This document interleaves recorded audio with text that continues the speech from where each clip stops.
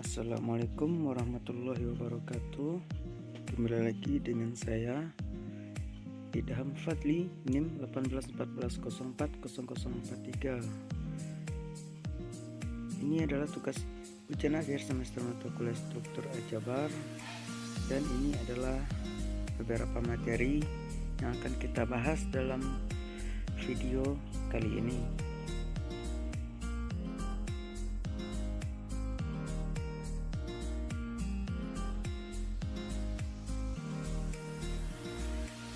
Kita masuk pada materi pertama, yaitu generator dan sifat grup siklis.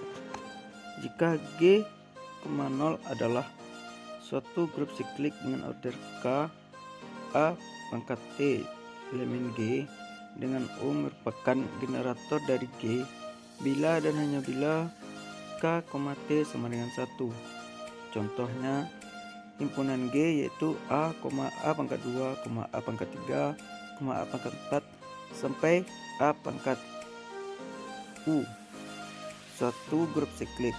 Maka generator G adalah A, A pangkat 3, A pangkat 5, A pangkat 7 sampai A pangkat 15. Perhatikan himpunan P di mana U, A, pangkat 4, A pangkat 8, A pangkat 12.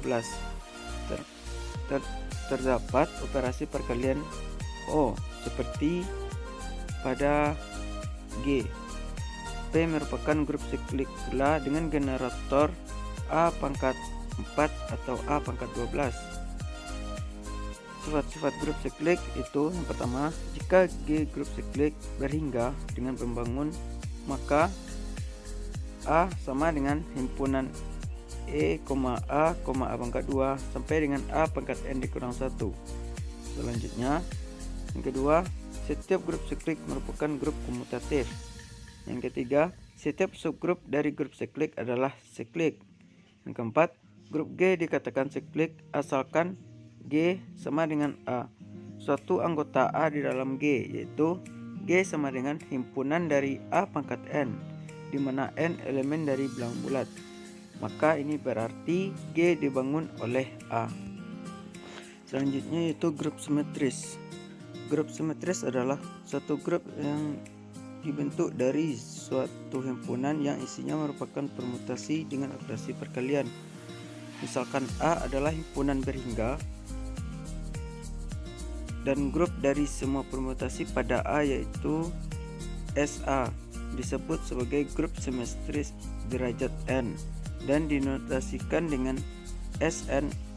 Maka grup Sn memiliki N faktorial elemen, di mana N faktorial sama dengan N dikali N dikurang 1 dikalikan dengan N dikurang 2. Untuk membuktikan grup simetri, kita asumsikan bahwa A sama dengan himpunan dari 1, 2, 3 sampai N.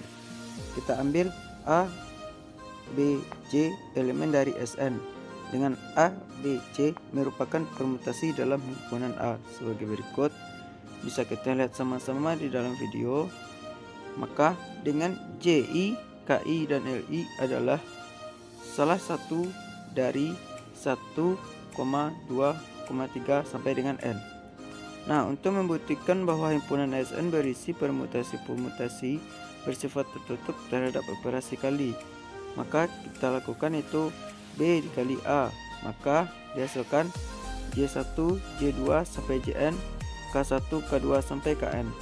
Kita kalikan dengan 1, 2 sampai N dan J1, J2 sampai Jn akan menghasilkan 1, 2 sampai N, K1, K2 sampai Kn. Maka ini terbukti bahwa Sn tertutup terhadap operasi perkalian. Selanjutnya itu operasi kali bersifat asosiatif. Itu akan buktikan bahwa C dikalikan dengan BA sama dengan CB dikalikan dengan A. Sama-sama kita lihat. Untuk pembuktiannya di dalam video bisa teman-teman pauskan. Dan di dalam video ini terbukti bahwa grup ini adalah bersifat asosiatif dalam Sn. Selanjutnya yang ketiga, Sn memiliki elemen identitas. Untuk semua A sama dengan 1, 2 sampai N, J1, J2 sampai Jn adalah elemen Sn. maka berlaku perkalian A dengan Sn itu sendiri, maka akan menghasilkan 1, 2 sampai N dan J1, J2 sampai Jn. Maka elemen identitas dalam Sn adalah E, suatu bilangan E di mana E adalah 1, 2 sampai N dan 1, 2 sampai N. Yang keempat, untuk semua A elemen dari Sn sedemikian sehingga A inverse elemen S sedemikian sehingga A dikali A pangkat min 1 sama dengan A pangkat min 1 dikali A akan sama dengan E. Kita buktikan yaitu A adalah 1, 2 sampai N, J1, J2 sampai Jn adalah elemen dari Sn. Maka A pangkat 1 elemen dari Sn dengan A pangkat min 1 yaitu kita balikkan, maka menghasilkan J1, J2 sampai Jn dan 1, 2 sampai dengan N. Maka A pangkat min 1 dikali A sama dengan, setelah kita operasikan kita dapatkan 1, 2 sampai N dan 1, 2 sampai N. Maka A dikali A pangkat min 1 itu akan menghasilkan juga yaitu J1, J2 sampai Jn dan 1, 2 sampai dengan N. Maka untuk semua A elemen dari Sn sedemikian sehingga A pangkat min 1 elemen dari S. Sedemikian sehingga A sama dengan A pangkat min 1 sama dengan A pangkat min 1 dikali A. Itu akan sama dengan E. Selanjutnya itu homomorfisme dan sifatnya. Definisi, misalkan G, O dan G, operasi bintang masing-masing grup suatu permetaan himpunan tak kosong dari grup G, O ke grup G, operasi bintang disebut sebagai homomorfisme grup jika memenuhi himpunan kosong A dot B sama dengan himpunan A, himpunan kosong A ditambah himpunan kosong B untuk semua A, B elemen dari G. Sifat-sifatnya, yang pertama F, E, G sama dengan E, G. Yang kedua F, G pangkat min 1 sama dengan F, G pangkat min 1 untuk semua G elemen dari G. Jika H subgrup dari G, maka FH adalah subgrup dari G. Jika K aksen subgrup dari G aksen, maka F pangkat min 1K adalah subgrup dari G. Contoh soalnya yaitu dalam grup Z, operasi penjumlahan didefinisikan pemetaan himpunan kosong, di mana Z dimetakan ke dalam Z dengan himpunan kosong X sama dengan 2X untuk semua X elemen dari bilangan bulat. Untuk membuktikannya, karena untuk semua X, Y elemen dari Z diperoleh himpunan kosong X ditambah Y itu sama dengan 2X ditambah Y akan sama dengan 2X ditambah 2Y sama dengan himpunan kosong X ditambah himpunan kosong Y, sehingga himpunan kosong merupakan homomorfisme grup. Selanjutnya itu isomorfisme grup. Definisi, misalkan G operasi bintang dan H operasi pagar adalah grup, dan misalkan pada theta itu fungsi memetakan G ke dalam H adalah sebuah pemetaan dari grup G ke grup H, maka theta disebut sebagai isomorfisme grup dari G ke H jika theta adalah homomorfisme yang bijektif. Langkah-langkahnya, yang pertama akan dibuktikan bahwa alfa adalah pemetaan. Yang kedua akan dibuktikan bahwa alfa adalah homomorfisme. Yang ketiga adalah akan dibuktikan bahwa alfa adalah homomorfisme injektif. Dan yang keempat adalah akan dibuktikan bahwa alfa adalah pemetaan surjektif. Kita masuk pada contoh soal, itu diketahui R operasi penjumlahan dan R aksen X adalah grup. Selanjutnya didefinisikan relasi sebagai berikut, yaitu alfa sama dengan sebuah fungsi memetakan R ke dalam R plus, dan X yaitu alfa X sama dengan 13 pangkat X. Periksalah apakah alfa merupakan isomorfisme atau bukan. Untuk penyelesaiannya akan dibuktikan bahwa alfa adalah pemetaan. Yang pertama akan dibuktikan alfa tertutup. Perhatikan bahwa alfa X sama dengan 13 pangkat X akan selalu termuat di dalam R+. Yang kedua, memenuhi implikasi pemetaan. Ambil X1, X2 elemen dari R, maka X1 sama dengan X2. Perhatikan bahwa alfa X1 sama dengan 13 pangkat X1 sama dengan 13 X pangkat 2, itu akan sama dengan alfa X1 sama dengan alfa X2. Maka dari A dan B terbukti bahwa alfa adalah pemetaan. Selanjutnya akan buktikan bahwa alfa adalah homomorfisme.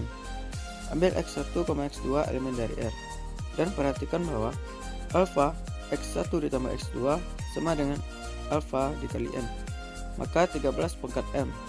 Selanjutnya 13 pangkat X1 ditambah X2 akan sama dengan 13 pangkat X1 dikali 13 pangkat X2, maka akan sama dengan alfa X1 dikali alfa X2.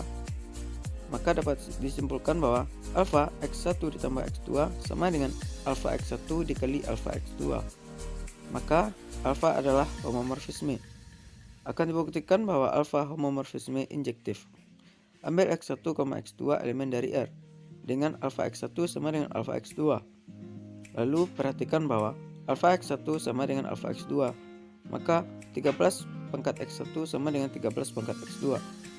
Persamaan eksponen A pangkat Px sama dengan A pangkat P jika A besar dari 0 dan alfa tidak sama dengan 1.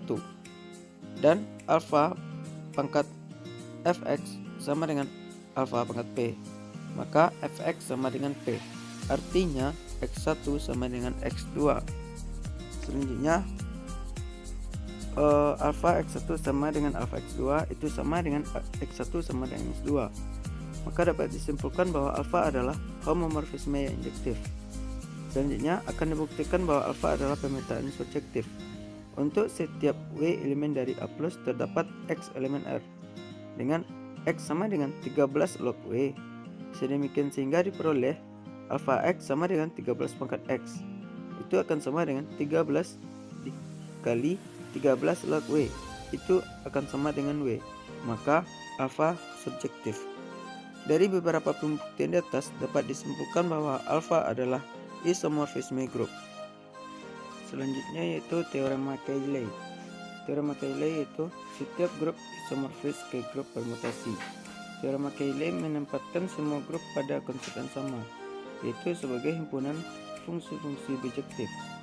Bukti: cara membuktikan dengan memasukkan atau menunjukkan sebarang grup G dapat dikonstruksikan grup permutasi dari G, kemudian menunjukkan G isomorfis ke grup permutasi tersebut. Didefinisikan H sama dengan tau G, di mana G adalah elemen dari G. H adalah grup permutasi dari G. Selanjutnya akan ditunjukkan bahwa G dan H adalah isomorfis. Didefinisikan tau yaitu fungsi yang memintakan G ke dalam H. Sebagai berikut, tau G sama dengan tau G untuk semua G elemen dari G. Untuk membuktikan bahwa tau isomorfis harus membuktikan 3 hal berikut. Yang pertama, tau adalah homomorfisme. Yang kedua, tau adalah surjektif. Dan yang ketiga, tau adalah injektif. Selanjutnya yaitu relasi ekivalen. Definisi: suatu relasi yang terdefinisikan dalam himpunan A disebut relasi ekivalen bila dipenuhi 3 sifat berikut. Untuk semua A, B elemen A, maka berlaku A relasi A, maka harus bersifat refleksif.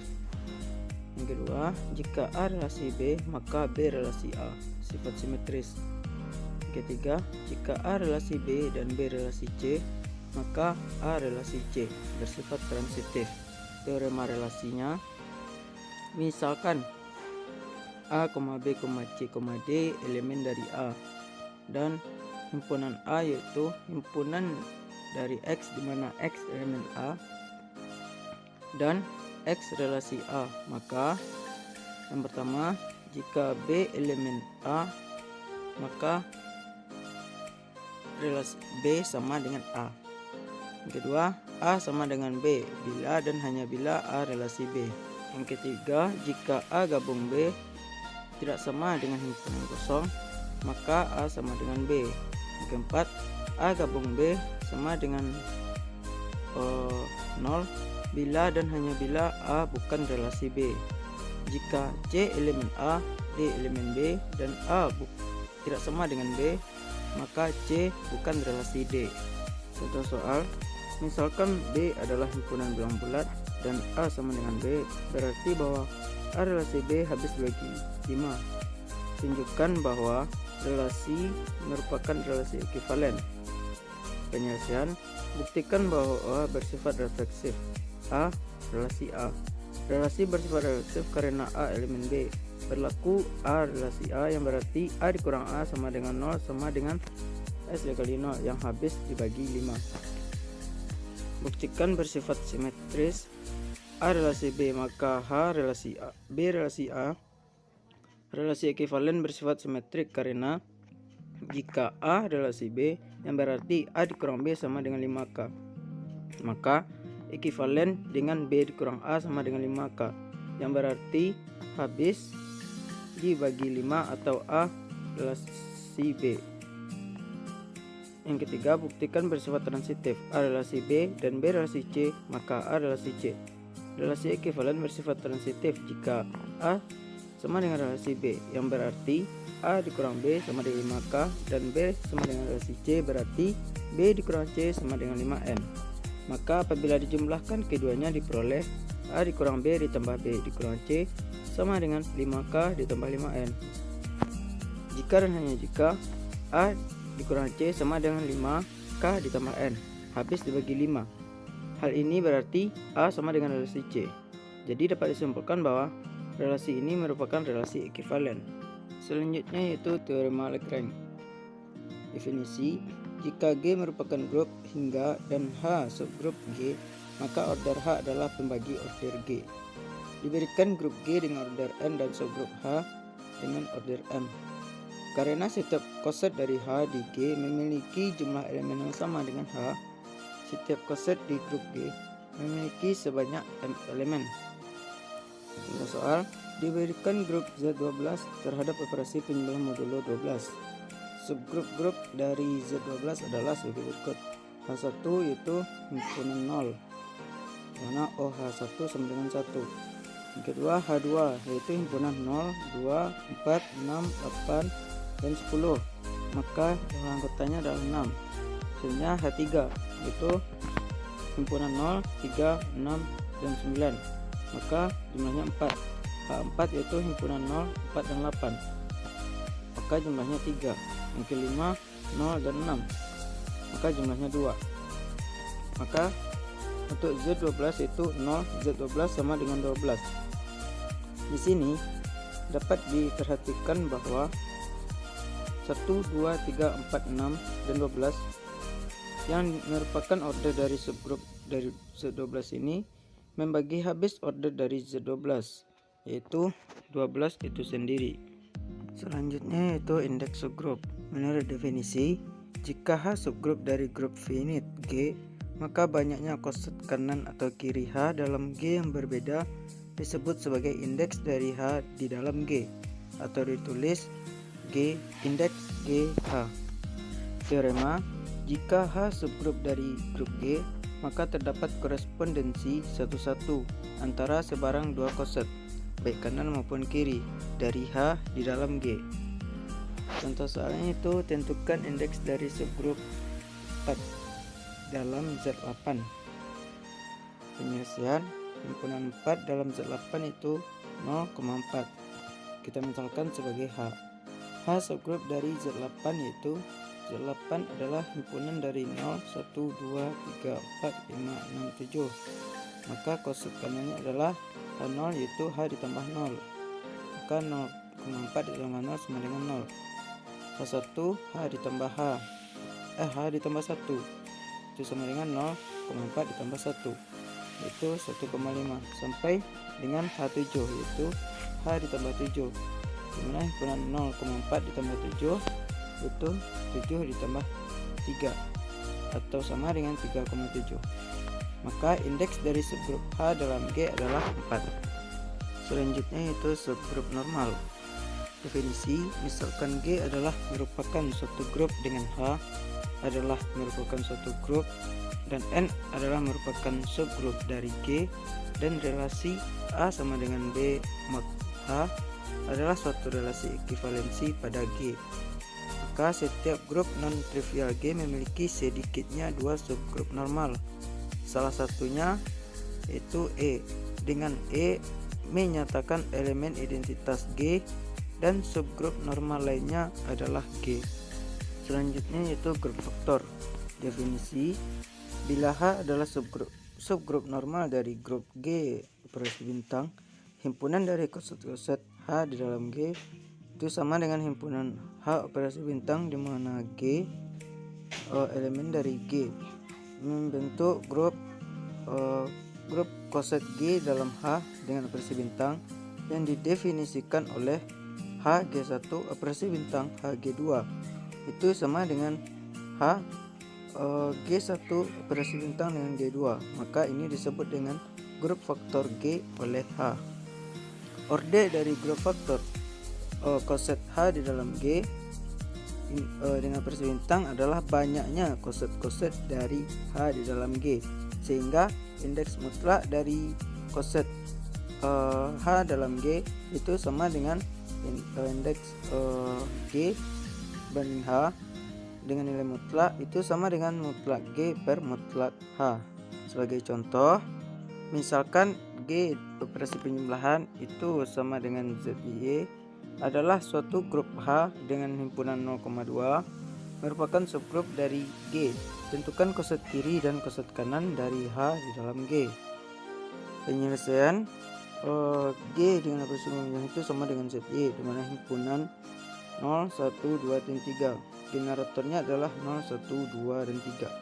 Maka koset kirinya adalah 0 ditambah H sama dengan 0 ditambah 0,2 sama dengan 0,2. Sampai dengan 3 ditambah H sama dengan 3 ditambah himpunan 0,2 sama dengan 3,5. Nah, untuk koset kanannya yaitu H ditambah 0 sama dengan 0,2 ditambah 0. Maka itu sama dengan 0,2. Dan sampai dengan H ditambah 3 yaitu sama dengan himpunan 0,2 ditambah 3, maka menghasilkan 3,1. Maka dari contoh soal ini dapat terlihat bahwa koset kanannya sama dengan koset kirinya. Selanjutnya yaitu kernel dari suatu homomorfisme. Definisi, misalkan tau itu sama dengan fungsi memintakan G ke dalam G adalah homomorfisme dengan identitas E.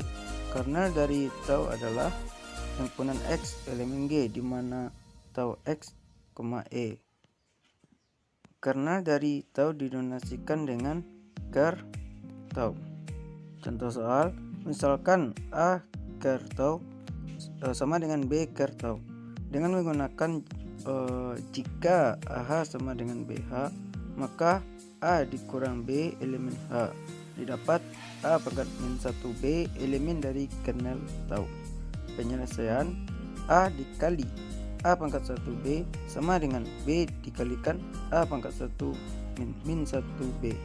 Maka dihasilkan A pangkat min dikali A pangkat min 1 dikalikan B sama dengan B dikali A pangkat min 1 dikali B. Maka E dikali B sama dengan B dikali A pangkat min 1 dikali B. Itu menghasilkan E kali B pangkat min 1 sama dengan B dikali A pangkat min 1 dikali B dikali B pangkat min 1. Akan menghasilkan E sama dengan B dikali A pangkat min 1 atau E sama dengan A pangkat min 1 dikali B. Selanjutnya, tau E sama dengan tau dikali A pangkat min 1B. Maka nilai E sama dengan tau dikali A pangkat min 1 dikali tau dikali B. Karena E sama dengan tau A pangkat min 1 dikali tau A, maka tau A sama dengan tau B. Selanjutnya itu homomorfisme fundamental group. Teorema homomorfisme fundamental group untuk grup responsi. Menurut definisi, jika F suatu homomorfisme dari grup G, K dalam grup G aksen dengan kernel K, maka terdapat suatu isomorfisme dari koset K dalam G atau K dalam G. Definisi, misalkan G operasi bintang dan H operasi O adalah grup suatu homomorfisme grup dari G. GH adalah suatu pemetaan fungsi dari G ke dalam H yang memenuhi f x operasi bintang Y sama dengan fx dot fy dengan semua nilai e, y elemen dari G.